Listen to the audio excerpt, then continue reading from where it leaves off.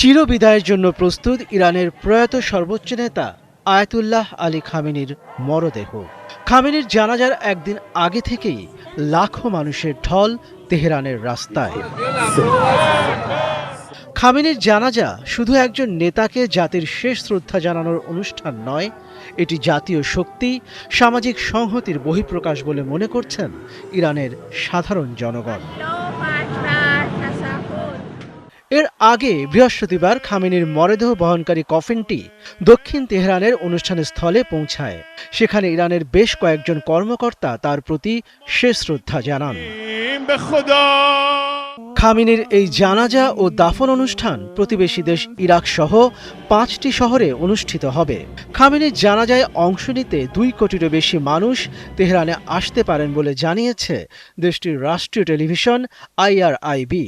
এছাড়া এতে অংশ নিচ্ছেন বিশ্বের অন্তত 100টি দেশের উচ্চ পর্যায়ের কর্মকর্তা, বিশিষ্ট ব্যক্তিত্ব ও প্রতিনিধি দল।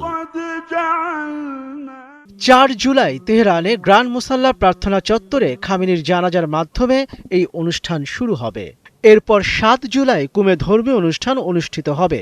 সবশেষে 9 জুলাই উত্তর পূর্বাঞ্চলের পবিত্র নগরী ও খামেনির জন্মস্থান মাশহাদে তাকে দাফন করা হবে।